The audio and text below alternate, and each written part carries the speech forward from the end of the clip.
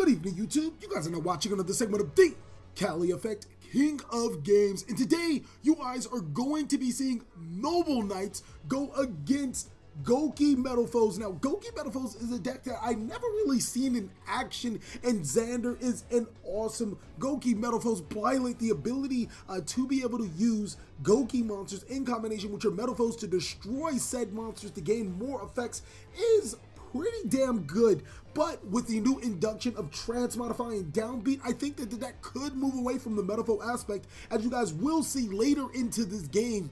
As you can see, transmodify is going to be activated on Gouki Risk Scorpio 2, or not Risk Scorpio, the Gouki Twist Cobra to summon Gouki Suprix, which is going to activate Twist Cobra's effect to search Risk Scorpio from the deck to the hand, and then 2 cards are going to be set face down, passing it back to you know what, Nobble Knights. And this deck is really good. I think that the matchup advantage does go to Gouki because of Gouki's Link monster, but ultimately Nobble Knights can still show exactly their stuff. And I gotta say, I'm a little bit more versed in this particular game as I was from the deck profile. Still got a couple of things to learn, but more importantly, I think that, again, the deck is still really good. I'm going to activate Madron. Madron's going to summon Boars. Boars is going to equip itself, and then I'm going to get to add a Nobble Knight spell card from my deck to my hand. After that, I'm going to go ahead and special summon Gwaine. Gwaine to make Isolde. Isolde's effect to search a Nobble Knight monster or a warrior monster from my deck to my hand, which is going to be Nobble Knight Brothers. And then Isolde's next effect to send equipped spell cards from my deck to my side of the field to special summon 1 Nobble Knight monster from my deck, or Nobble Arms cards from my deck to the graveyard, to special summon 1 Nobble Knight monster from my deck to my side of the field, which is going to be Parader. Now, keep in mind, when Parader is equipped with the card, he becomes level 5, and he also gets to trigger his effect, tutoring me any Nobble Arms card from my graveyard to my hand. So I'm going to go ahead and tutor the Nobble Arms Destiny. And now I can make a rank 5 play, or no, Nobble Arms Gallatin. Now I can make a rank 5 play, which is going to be King Arthur, or Sacred King Arthur. And then Destiny's going to trigger itself to equip back to Artigerus, or Arthur. Arthur's effect is going to target Arthur, I cannot say that card's name, Excalibur, and Caliburn. And then I'm pretty sure that we're going to use Arthur to destroy a back row, which just so happens to be Metal Foe's counter, and then equip with a Gallatin. No, baby, we're not equipped with a Gallatin. Equip with a Gwynfar. Gwynfar is going to be equipped to Isolde. And Caliburn is going to give 500 life points. Now, some damage is going to be done, reducing Xander's life points down to, I'm not 100% sure. Well, it obviously looks like we're definitely talking about it. He's going to be down to 6,000 life points, and he's going to be able to gain the effect of Risk Scorpio to add Twist Cobra. Now, this is where Gouki does an awesome job at being able to make their first turn board, you know, it's pretty susceptible, but it also contributes to your second turn board, which is really good. He's going to add Headbat instead of what I believe was Twist Cobra that he originally had. And now it's back to his turn. Time for him to prove what Goukis can really do. Gouki Rematch is going to be activated, special summoning both Twist Cobra and Suprix to the side of the field. And basically, when he's going to use those for a late play, he can gain their effect. So that's pretty damn dope to be able to search off of a card that's special summoned. So it's essentially free pluses. He's going to use the effect of Headbat, discarding Risk Scorpio to special summon itself, and now he has enough for a Link 3, which is going to be making, or first he's going to make the, looks like he's going to make Mrs. Radiant. No, he's going to make his Gouki Great Ogre, and this is where the problem does come for Nobble Knights, is that all monsters lose attack equal to their defense. Link monsters don't have necessarily a defense. Actually, they have no defense, so they don't lose attack, but Sacred Nobble Knight Artigerus loses his attack to his defense, and unfortunately his attack happens to be his defense. So the biggest strength from Nobble Knights is nullified by Gouki Great Ogre, just to show how Goukis can be impactful to this meta, being able to reduce the monster's attack by its defense.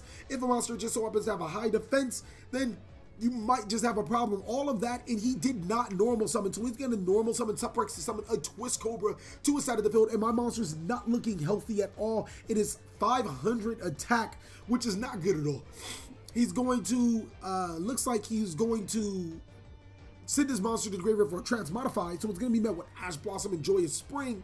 But it kind of doesn't matter. He's able to attack over the Artigerus anyways through both monsters' attacks. Now, had that monster been 2,700, it would have been really hard for him to get over it. But saying that its attack was 500, it was pretty easy. The Noble's Knight spell cards are going to go to the graveyard, but they're going to re-equip themselves to Isolde, which is going to make her 2100 attack and once not being able to destroy it by battle. So we would have to attack over her again as well. So pretty good thing going on right now. And Isolde is going to use her effect to send Nobble Arms cards from the graveyard to special summon a monster to the side of the field. Well, since Brothers is already in hand, Dristan is going to be summoned. And I think the biggest fear for me right now is that back row isn't a Metal Foes counter, because if it is a Metal Foes counter, destroying the Tisk Cobra will only trigger the counter to special summon another monster that Gouki Great Ogre points to, and Gouki Great Ogre can protect himself by destroying a monster that the counter points to, or that its link arrow points to instead.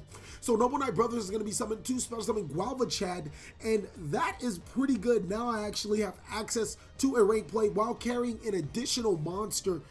So there are quite a few things that could be done.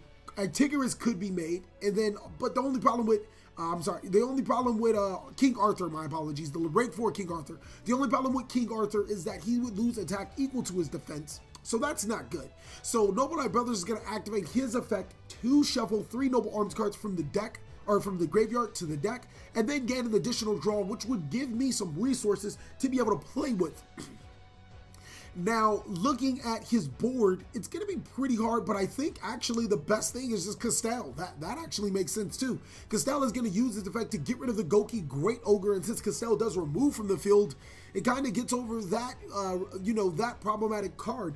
Even more importantly, the only reason why I even run Castel is because since we aren't playing any meta, I'm not playing against any meta decks, I decided to actually run a full extra deck. But normally against meta decks, I wouldn't be running Castel because I'd have Ghost Reaper and Winter Cherries, which is actually another great thing about Gouki Metal Foes. It's one of those least picked decks, so it's one of the decks that you would least expect to be able to run a table. So we're going to be going into game 2 with Noble Knight securing that game 1.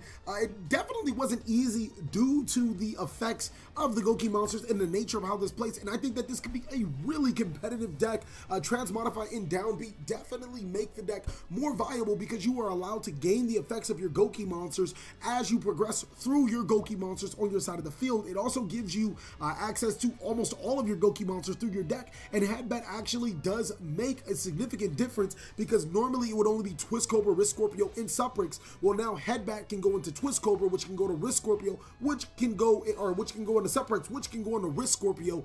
Starting off in the game 2, it looks like Gouki Metal Foes with Xander is going to be going first, and I just want to take the time out to greatly thank Xander. He's an awesome guy. We actually spent quite a few hours going over a couple of games, and it was pretty, going through games to record for you guys is pretty strenuous. It is completely strenuous. I can't even convey the type of energy and time that you must use into this. So please give this a like, if not for me, if not for the commentary, if not for the games, please give this a like for Xander. He's an awesome cat, and I really do appreciate him. His Downbeat is going to be met with an Ash Blossom and Joyous Spring, meaning that he does lose his special summon, but he will still gain the search effect of his monsters. So another thing that I actually came to realize against the Gouki Metal Foe deck is that Ash Blossom and Joyous Spring isn't really that good actually against Goukis in general, because you can't necessarily Ash Blossom the Gouki monsters, mainly because if you stack them, or if you have multiple Gouki monsters, you can stop one of the searches,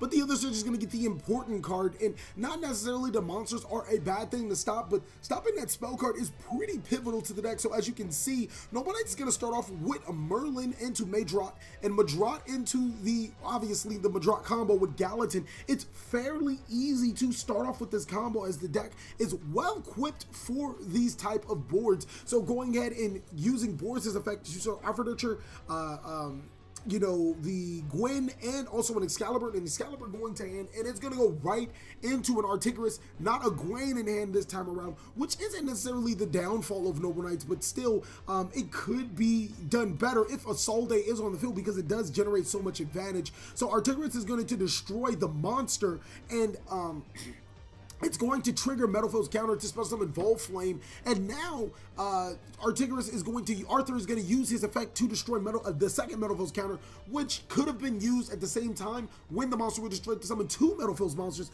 Not 100% sure why. the Arthur is going to attack over the Volflame, seeing that the Volflame was pretty harder to get and destroying the Suprix wouldn't have done anything. And that's just another thing about this Gouki Metalfoe deck, is that destroying the opponent's Gouki monsters does not help. So he's going to use all three to make Gouki Great Ogre on his side of the field. And it's almost like Nobble Knights never really learn. I mean, it's not like they can do anything else, but reducing Artigeras's attack by his defense is like going to be over for Artigeras. There's not really much else you can do.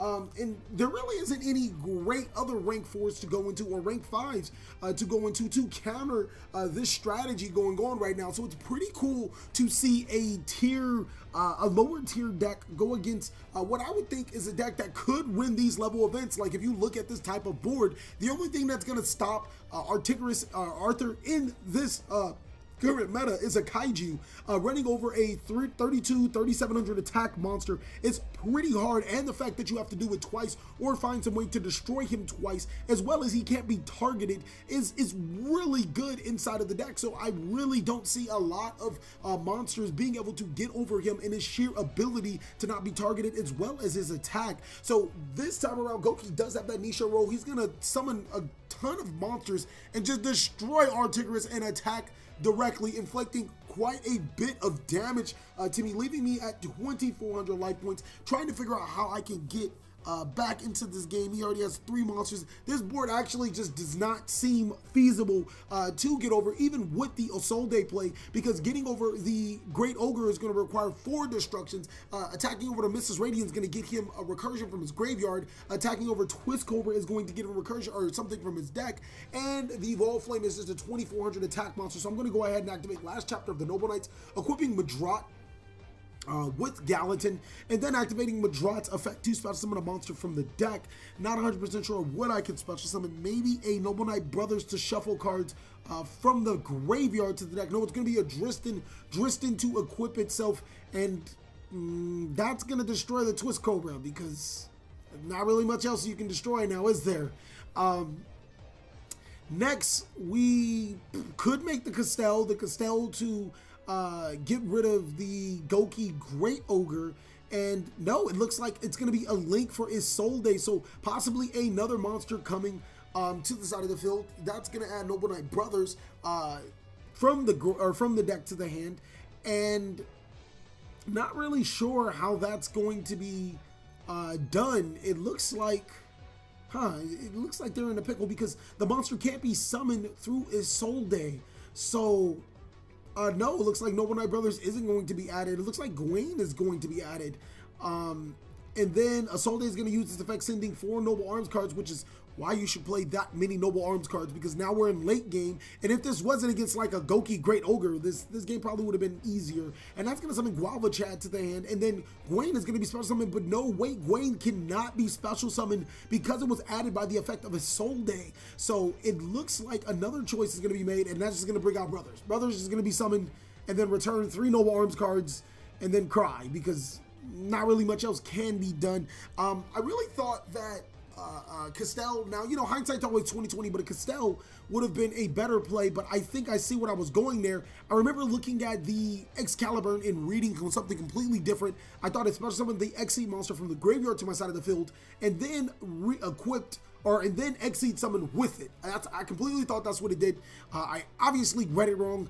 In hindsight, again, it's always 20/20. I probably should have just made the Castell get over Gouki Great Ogre, and then attacked over the Mrs. Radiant. Well, actually, I couldn't even attack over the Mrs. Radiant because it was 1,500 attack. So, again, I don't think that that was a winnable game, especially seeing that getting over all of his monsters just generated him advantage. And Gouki is really freaking good. It almost doesn't matter what you do as a Nobble Knight player.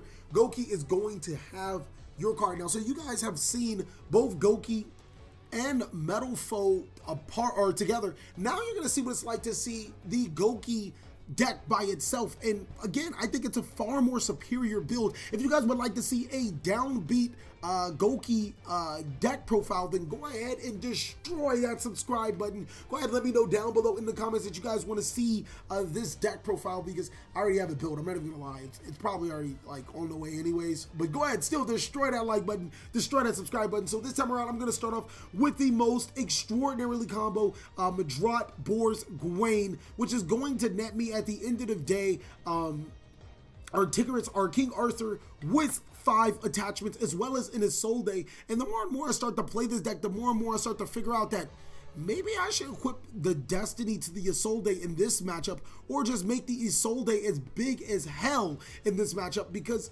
Articuno is going to go away. He's necessarily a byproduct of making the Isolde, but keeping the Isolde on the board is going to be the most important thing, because it's going to be allowing me to special summon more monsters from my deck to my side of the field. But again, hindsight's always 20/20, and I wasn't thinking about that at that time. I was just thinking about going through the normal basis of this combo, because this is a deck that, yes, I did build, but still, it doesn't take, like, you don't just build a deck and obviously become good at it. You still have to sit down, master it, do other things. And I think I want to play another copy of Noble Knight Brothers, because that card is just really good. So as you can see, Arthur is going to be equipped with 5 cards. I decided to go all 5 on Arthur, saying that it would change the landscape. But again, like I said, I should have been equipping at least the Destiny to the Isolde, because I feel that would have been the better play, just making the Isolde less susceptible to destruction, instead of making the Arthur less susceptible to destruction and sitting there like, oh, well, it looks like your Gouki Great Ogre and your Gouki monsters aren't getting over this Arthur. He's going to activate Transmodify on his Suprix to summon Risk Scorpio to his side of the field to add Twist Cobra, and it looks like he's in a pretty good position after activating Downbeat and then, you know, Transmodify. That's going to get him quite a few monsters to his side of the field. Now he's going to link summon into a Gouki Great Ogre, which is already the bane of this deck's existence. And then I'm not sure exactly what else he's going to do, but it looks like he's going to have a pretty decent board going on with the Great Ogre. I think, yes, he's already used his normal summon. He's just going to use that to attack over the Isolde. And again, like I said, hindsight's 20/20, but saving that Isolde or keeping that Isolde on board probably would have been the best idea ever that I could ever even think of. So he's going to special summon Headbat under the Gouki Great Ogre, which is going to leave me with some problems. I'm going to go ahead and draw, and then probably just use the Articuno to destroy the face down. Perfect. I used the sword in the ground, the Arthur to destroy the face down. Then I used Articuno to destroy Headbat. And now, again, we're looking at one of those interesting situations. If I had a Isolde on the field, I would have been able to special summon with a Isolde. I would have lost Articuno, obviously. I would have been able to special summon with a Isolde and then summon a Noble Knight monster to make, you know, Castell to get over the Gouki Great Ogre. So I don't want to necessarily say that Noble Knights lost completely to Gouki. Or lost this turn completely to Gouki. I want to say that I could have played better as a Noble Knight player to get over this situation. Now, unfortunately, there were no monsters for Noble Knight Brothers to use his effect to special summon, because that would have also bailed me out as well, because it would have been able to make the Isolde with 2 of the warrior monsters, then Isolde to special summon with the 3rd warrior monster. So Isolde is going to be made with Articuno or with Arthur, and all 3 Noble Knight cards are going to equip on the Isolde. This Isolde is going to get pretty fucking big.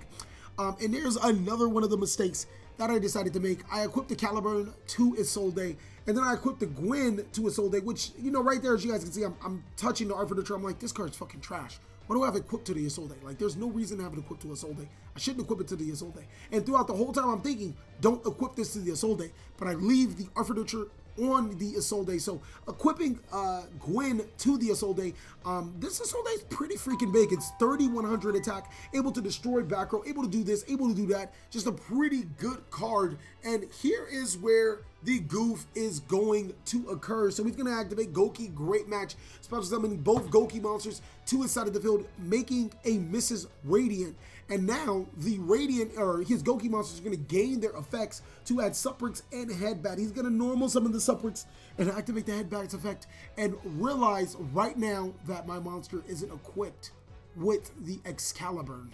That's when I realize everything fucked up. He's going to make Borlo Dragon, and I'm like, boy, fuck out of here with that. That Borlo Dragon too strong, and that's going to destroy my Isolde or take control of my Isolde. But the more important thing is that I have no back row in this. I have no equipped spell cards to use. My Isolde is still on the board, so my equipped spell cards still stay on the board. I know I remember this correctly. I have a Madrat and an equipped spell card in my hand right now, which is the perfect thing to have, and that's just gonna be game because I have no way to use my hand. It's a very good hand, but my misplays cost me the game. Thank you guys so much for watching another segment of the TheCaliEffect. If you guys want to see more Duel videos like this, go ahead and destroy that subscribe button, destroy that like button, and I really hope you guys enjoyed the game. Tell me something that you guys want to see or something that you guys liked about this video. Please like, comment, subscribe, but most of all, enjoy.